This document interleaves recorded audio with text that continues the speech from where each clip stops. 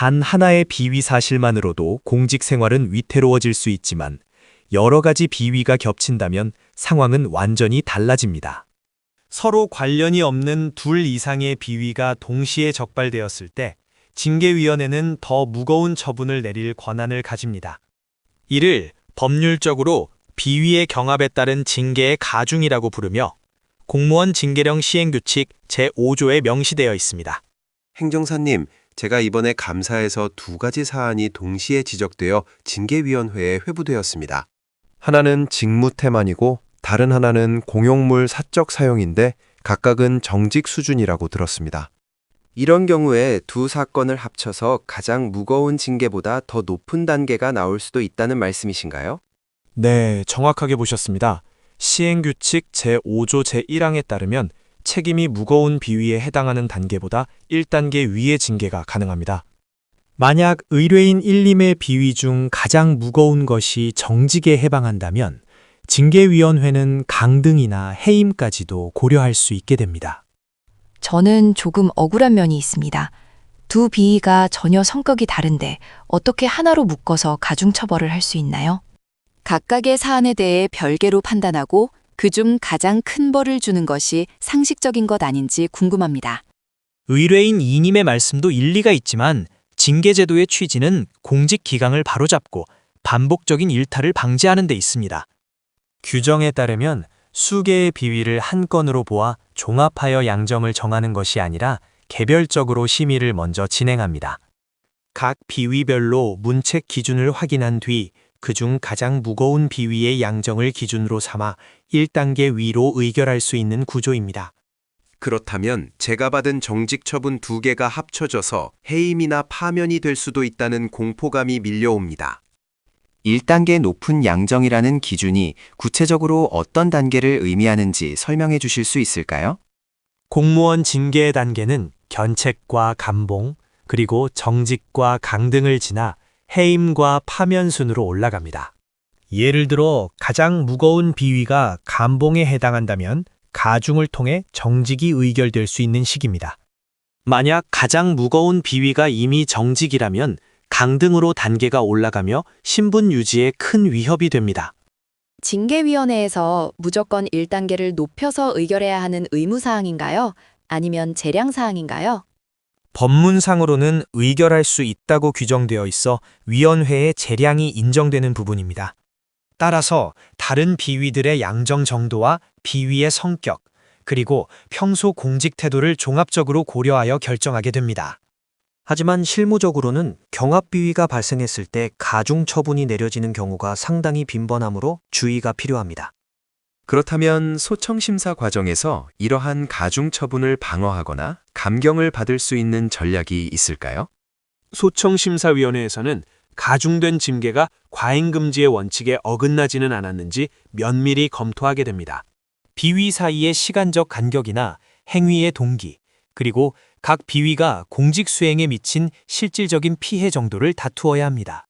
두 비위가 서로 연관성이 없음에도 무리하게 가중하여 가혹한 처분을 내렸다면 이를 논리적으로 지적해야 인용 가능성이 커집니다. 저는 과거에 훈장을 받은 경력이 있는데 이런 공적사항이 가중처분을 막는 데 도움이 될까요? 감경 제외 대상 비위가 아니라면 평소의 공적은 소청심사에서 유리한 참작 사유가 될 수 있습니다.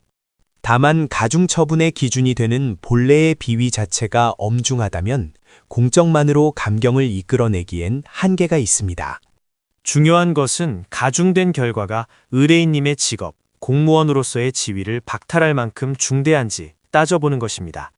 제 경우에 정직에서 한 단계 올라가 강등이 된다면 3개월간 직무에 종사하지 못하고 보수도 전액 삭감됩니다.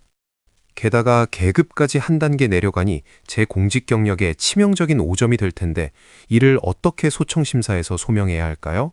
강등 처분이 비위의 정도에 비해 지나치게 가혹하다는 점을 사회통념상 타당성 논리로 풀어내야 합니다.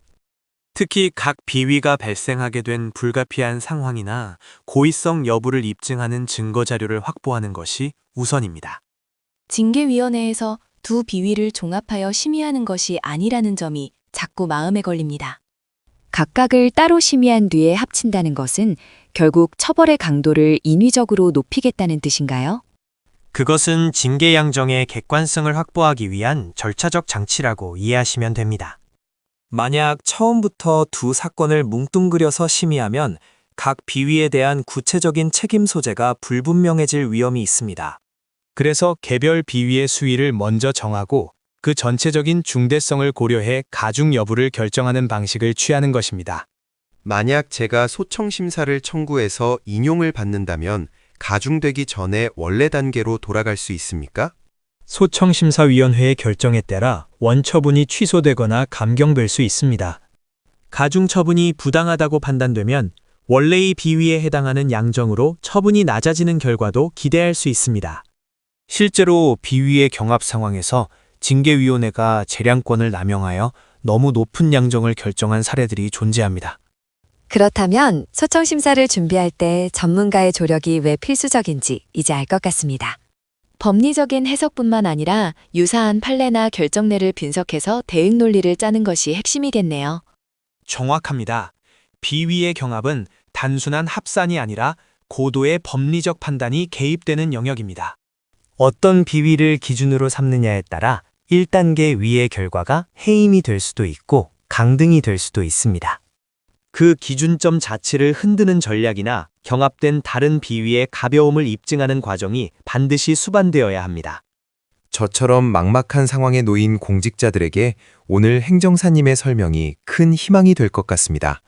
처분이 확정되기 전부터 미리 소청 심사를 대비하는 자세가 정말 중요하다는 것을 깨달았습니다. 징계 절차의 초기 단계부터 적극적으로 대응하여 불리한 진술을 피하고 유리한 정상을 확보해야 합니다. 비위의 경합이라는 무거운 파도를 넘기기 위해서는 철저한 준비와 논리적인 방어 기제가 필수입니다. 혼자 고민하기보다는 전문적인 지식을 갖춘 조력자와 함께라면 억울한 가중처분을 막을 수 있겠군요. 가중처분은 공무원 생명에 직접적인 타격을 줄 수 있는 만큼 절대로 가볍게 넘겨서는 안 됩니다. 오늘 다룬 비위 경합의 법리를 잘 이해하고 자신의 상황에 맞는 대응책을 세우시기 바랍니다. 여러분의 권익을 보호하고 공직 생활의 안정을 되찾는 길은 정확한 정보와 빠른 대처에서 시작됩니다.